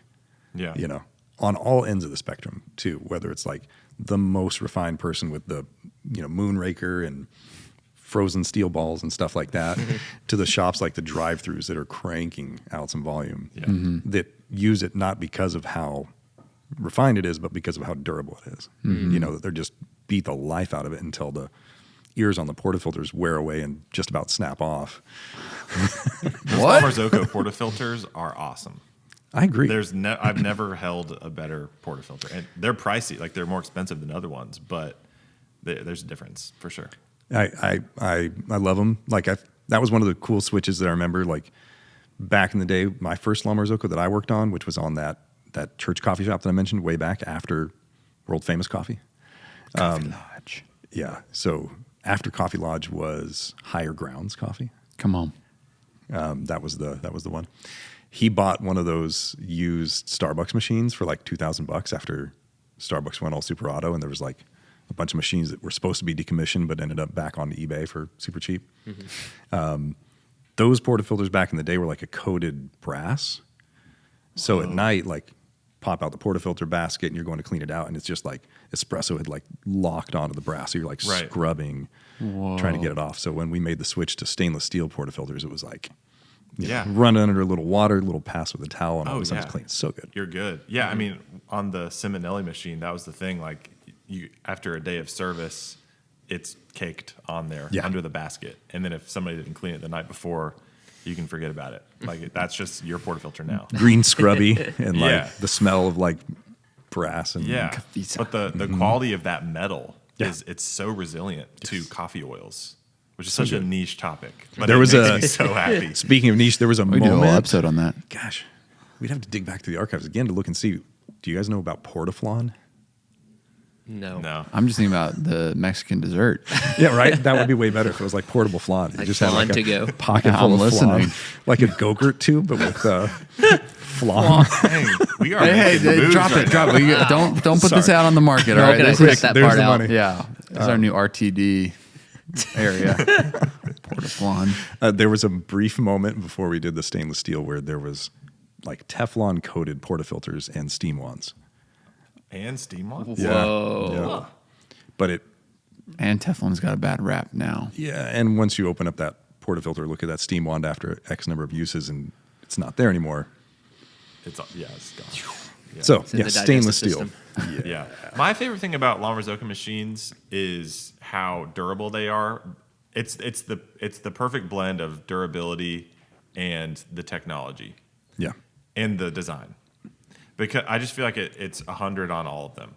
I appreciate that. You know, and because throughout the years of espresso machines being introduced into the market, in my short career, I've noticed machines that are too heavy on design and leave durability on the table, or they just look. There's actually, I can't think of any espresso machine that's too high on durability, but too low on design. You know, which is a reflection of the industry, and that's a cool thing. But every machine looks beautiful. They're all tanks, and they obviously brew great coffee. But that should be given. But do you think La Marzocco will ever go super auto? No. No. Like we work on innovations that are meant to sort of like support the barista. You know, like the barista is such a core part of who we are and like the culture of what we do. And, you know, again, too, I don't want to say that somebody who stands behind a super automatic and like makes drinks for somebody isn't a barista. I wouldn't say that, but it's kind of like, this is the tool for people who want to get more involved in the process. Yeah. You know, I mean, that's what drew me in. Like, Rob's enthusiasm was awesome, but like getting on an espresso machine for the first time and being like, oh, this is cool, but this is also kind of complicated. Like, why is this both exciting but very difficult? And like, why does the output vary? And like, what could I do if I really started messing around? That's what I feel like really set the hook. And I feel like it's probably that way for a lot of people. I don't know, like when was your moment of kind of getting drawn into the coffee industry? Like, did making espresso play into that for any of y'all? Or was it more just the people and the coffee? I think the first time I ever really drank straight espresso was at a counterculture lab in Asheville. Really? Yeah. Like when we were training for our espresso fundamentals class. Was it good? There. Or did you enjoy it? That's a better question. I'm sure I didn't really enjoy it that much. It's good. It's good. I feel like I maybe enjoyed it more than I thought I would. Because I'm sure they did some sort of like salami shot type of. Salami shot? What's a salami shot? It's where you put you put a cup under the espresso coming out for the first 5 seconds, and you rotate and you just show. Where's the salami part of the name come from? Like Slicing the salami. Yeah. Oh, yeah. Okay. That's another Chris Baca-ism. That's I should know that then. Yeah. I feel We kind of bad. cut our teeth on Cat and Cloud. We Hey. did. We really did. My first time was espresso too, of like, whoa, coffee can be something crazy, because I was getting trained by a guy from Stumptown. Okay. And so we were pulling shots of Hairbender on like a paddle grinder and bought off auction crappy espresso machine from the 90s. Nice. And That's awesome. he was like trying to dial it in, which was so nice of him to do. I'm sure you've been in some moments of that in wholesale where you're like, So stressful. all right, you let's walk see- in and let's somebody's see like, what- training starts in 20 minutes. you're like, so there's no water here's this. filter. This is the grinder and this is the machine. Okay. Yeah, let's do it. And he was like, hey man, 26 seconds. Just try to get the shot to come out in 26 seconds. You'll be all right. Right. And that's when I was like, oh, this is palatable. Interesting. Yeah, This is- palatable. And we'd go both directions and see what happens when it took a long time or came out really fast. And I was like, oh wow, this is so crazy. How do y'all like when do if I'm like brand new baby barista, not even baby barista, just never worked in coffee before, and I come and I apply, got a good enough personality to kind of like make the team at Valor. How do you approach getting them to taste espresso and like learn espresso? Do you force that appreciation on them? Do you how do you work it in? Salami shots? Yeah, the last 3 people we brought on, I've gotten the honor just to hang out with them for like their first several hours, bring them here. This is like post-culture orientation about like what we're going for in terms of excellence and empathy and hospitality. And I'm like, all right, let's taste some coffee. And within that first week, I'd love for them to do a cupping. It's a little more easy on the palate. But we'll do the salami shot thing. And then I'm like, all right, we're going to like make espresso taste good. And so kind of do what I'm really forgetting that guy's name from Stumptown. I was about to ask who it was. Michael, right? So Mike Horgan? Mike. Yeah. Yeah. Shorter guy, Horgan, beard, yeah. maybe lived in North Carolina. Yep. His wife was a baker. Okay. It's all coming back. It's all coming back. And then it was All the Jared details. Ray. Okay, Then yeah. he was the Yeah. rep for the Stumptown. But it does kind of come back to like just showing how it varies, and we get nerdy pretty quick, but I'm just trying to like display the inverse of like when coffee comes out, it starts as strong as it'll be and it just gets weaker, but it's as under extracted as will be, and it'll continue to extract, and we'll highlight how making espresso hits all those different metrics and Interesting. like planes. And I'm just like, I know you don't drink black coffee, but you do now. You're welcome. Yes, here you go. You actually you sparked a thought. When I was working at World Famous, there was a girl who was there who had worked at Starbucks, and she was like super helpful as well. I forget her name. But she showed me one time, like somebody was ordering espresso, and like I was still like tasting it, still not really sure about it. And she was the one who was it was her little secret technique that she had learned, where she would start the shot, let the first bit start flowing, and then cut in midway. And I remember that was one of the shots I had. Was like, oh, that's kind of interesting and good. But it was funny, just like you were saying, technique wise, like in an effort to try to make that espresso more enjoyable, she was just kind of skipping the front end of it altogether. Just leaving that first cup out of the equation and then just jumping in. And I honestly was doing a salami shot Monday. Okay. And I had that exact same thought. I was like, what if we just did these 3. skipped it? I was like, oh. Like, scraping the crema kind of vibes, you know. Right. You pull 4 shots with just the good part. The middle. Yeah. I think we'd probably incorporate more WDT before we did that. All right, thank you for your order Just of waste a ton the of coffee. 16-ounce mocha. It will be ready in 10 to 15 hours. Yeah. Just catching the best little. Hey, we still got a coffee review to do, Oh my gosh. I'm sorry. I feel like. and I'm gonna go pee because my bladder's gonna explode. Better hurry. Have you heard us review a coffee in the past? Oh, I have, but I'm not. I don't have the system. Oh, like I'll the lay 1, it 2, out. 3 scoring kind of stuff. All right, so we start. There's kind of 2 categories: one of packaging, one of taste of the coffee. So we should start with packaging, and then we have content out of 10, aesthetic out of 10, and user experience out of 10. Out of 5. Sorry, out of 5. Wait, user experience is out of 5. Everything is out of 10. Yeah. Okay. But he was the only user. Yeah. So usually just the user gets to grade the user experience. The but- UX. Okay. And this is tricky. We've never reviewed multiple things at one time, so maybe we could lay a quick ground rule or some thought. Do we want to just review this one? Because this one, the cappuccino was awesome. I didn't care too much for it on filter. And I feel like it would only be fair to do that one because that was the only one that you did all 3 right. brewing well, then methods. maybe this could be the honorary round where we talk about, did anyone have any thoughts on these?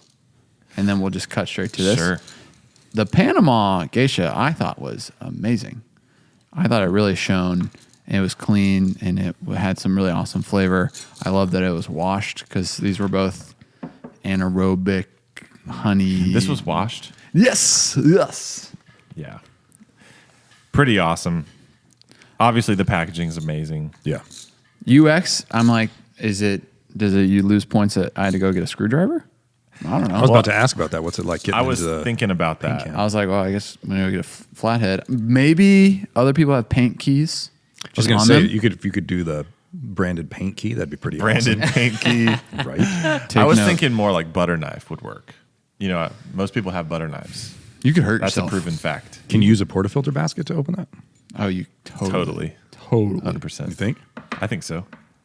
It'd be really possibly. cool if it like locked right on or something. I didn't think this was anything crazy. I was just kind of drinking it and I was like, this tastes like a coffee from El Salvador. That's it. I don't know if you guys have any thoughts on it. I thought it was just clean and fun. Clean, easy drinking fun. I mean, if you call it this fun, maybe that's not fun. But like, that was crazy. The is that a Panama? You said? Yeah. Yeah, the El Sal, I think it was just a really high quality, easy drinking coffee. But you know, when you put it in a tin, 100 grams, there's always a temptation to make coffees in tins or smaller quantities be like absolutely crazy tasting, and that makes sense. But does absolutely crazy tasting equate to quality? I guess that depends on what consumers think. But All right. Double anaerobic honey means that it was anaerobic process for 2 48-hour cycles, once in cherry and then another time after pulping, multiple washes, and a precise 35-day drying phase. Wow. that makes sense that it would affect the flavor. Like it goes through the anaerobic process in the cherry and out of it. Yeah. That's cool. Let's stay focused. Yep. This label on the front of a white bag, we've always talked about how they do this so well. And it's like probably makes them be able to do really cool, different packaging all the time and is cost effective. And I didn't notice that it wraps around to the bottom for UPC and a QR code, Come on. which is really cool. Get the ugly stuff out of the way. Yeah. Stamp. Yeah, we've always looked to this packaging for the big label on a bag look, and I don't know if we have been inspired by it, but we've also like ripped off the whole like paint can label. Remember when we did that for a little bit? But anyways. Yeah. How about content out of 10? Just this bag, right? Not these. Just this not the bag. 10s. I think we got to stay fair. There's not a ton of words, but there is a QR code. Right, and you can tell for maybe the people that like words or are interested, they do not hold Smart. back on their SL28, like the Kenyan variety. Yeah. Yeah. check that In out. El Sal. Very cool. All right. Content out of 10. 1, 2, 3, 7. 7. I said 8. What'd you say? Did you say anything? I didn't say anything. I was You can also observing the refrain process. if you want to. I like the simplicity. Yeah, I wrestle back and forth with like really simple, just the information you need, versus the super in depth, versus like the whole booklet kind of thing. Why? Yeah. What was the 7? Where are you coming from? There's just not a lot of content on it. It's got all the stuff you like, though. You like the Instagram and the It does. address and the. There's nothing about the business because there's only one label in the front. I would rather them not put anything about The business, the business on the front. That would look really terrible. That's tough. Yeah. And then they just obviously don't want to do 2 labels, I like which I get. specialty coffee roasters' journey of how do you match light, medium, dark roasts in your own language, you know? And like, Oh yeah. so mild, curious, wild, What do y'all use? What's your language around that? nothing. We don't. have no metrics. You don't have like the Explorer. We and have like this. well, we have colors, Okay. color coded boxes. So, but that is like for someone who knows what they're getting into. This is like anybody could understand. Or like I know Onyx does traditional to modern, which I really like that too, and it's on like a linear point. What if we did like a XY axis graph, and there's 4 different points, and we chart each coffee. Yeah. We're gonna do something. We gotta do something. We're gonna do something. Because I really like this. I like mild, curious, wild. I wonder how many people buy on that. Or of the folks that are out there buying that are. I bet from maybe like a website filtering standpoint, maybe that's where they Gotcha. Would- Makes would sense. do And an in cafe helping someone figure out what they want True, standpoint true. of like, Right. Smart. it's smart. Just mild. If you man. could Just keep it mild. categorize on your retail shelf, like buy that. It says that'd be bit cool. different too on there, and I think that each coffee. This is the name of the coffee, right? I'm not sure, but I know that they kind of use No, those it's not. terms in conjunction with mild, curious, wild. I believe. Yeah. Bit different. All right. Aesthetic out of 10. 1, 2, 3, 9. 10. 10, 9, 7. 7. I think I said 6, but I don't know. 6. Just like simplicity versus. We've got these here too. So Oh, it's yeah. little- Yeah. I'm going to call that an 8. Sure. They've just been going for the same thing, and I respect it. It's all right? timeless. It's really goofy and funny, and yet they have still been doing it for a long time. I Yeah. feel like this is one could think it's just a flash in the pan design, and then you go back to your timeless thing, but it's like they've just rocked the crazy through and through. True. I dig the probably unintentional, but Gravity Falls type vibe with the Bill Cipher's style Hey, eye on the pyramid. Oh, yeah. Makes you dude, think. go there. Makes you think. Makes you I'm thinking. Ethan, how is the UX? Oh man, from a bag perspective, What more could you ask for?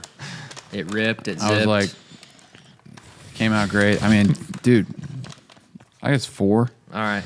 4. Sounds good. All right. Flavor On of that this coffee. Yes. Was that the one? This was also a very expensive That coffee. was that one. Really? one. Yeah. This one and I don't know what. Oh, okay. It's out of stock as this size now, so I don't know how much it was.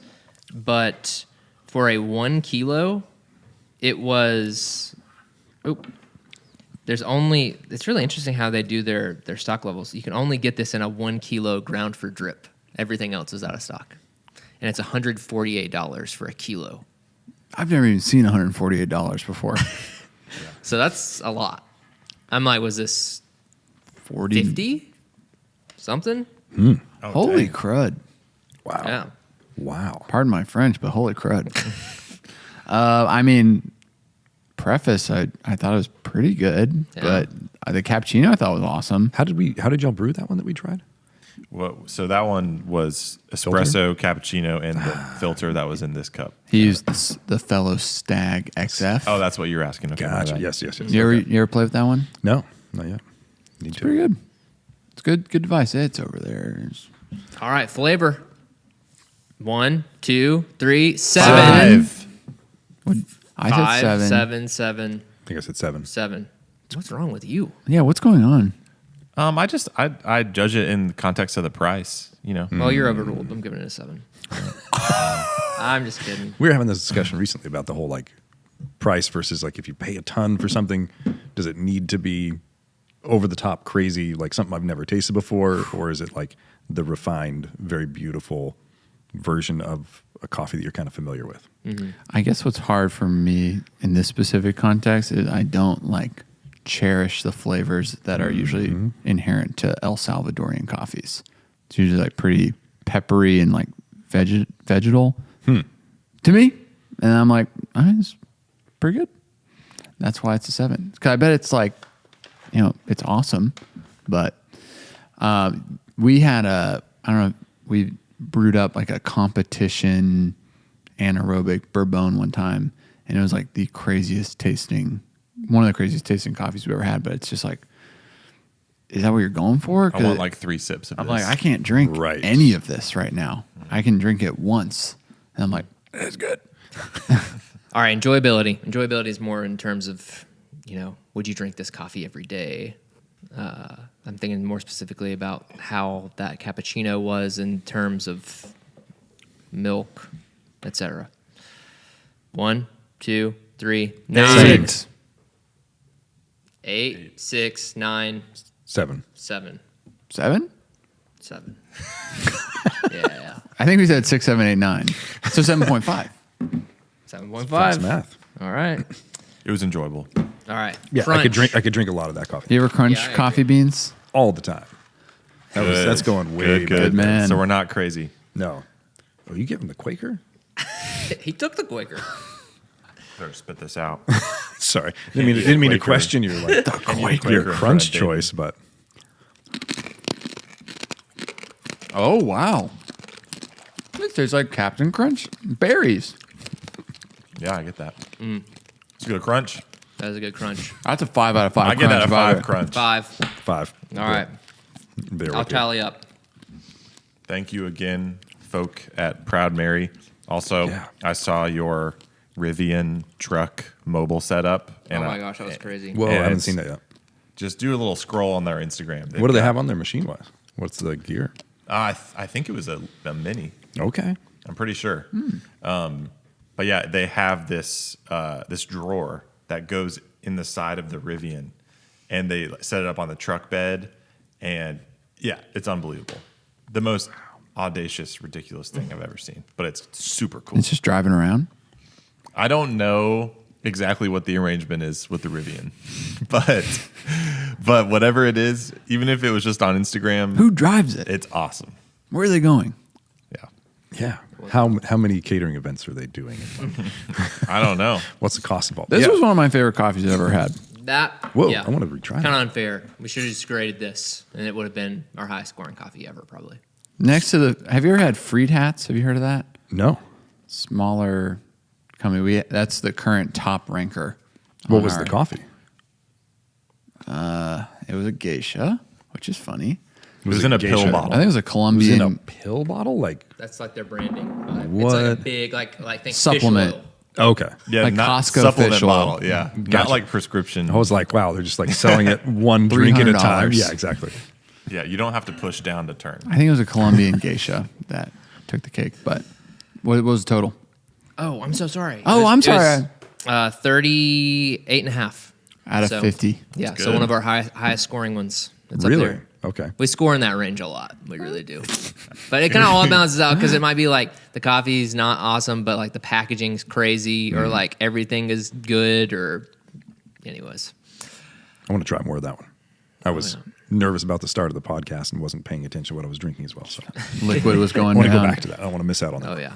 throw it on. Well, hey, thank you for being here. Thank you guys for David. having me. It's funny you say you were nervous because you were excellent. So Oh, Incredible. Yeah. Well, that's good to know. And we'll edit out the part where we just said you were nervous. Just edit out the parts I messed up on. So, yeah, take out the big chunks. Yeah. Thanks, David. We appreciate it. Anytime, y'all. Hey, thank you guys. Yeah. Thanks for listening. See you next week. Fourth We'll wall. see you guys next week.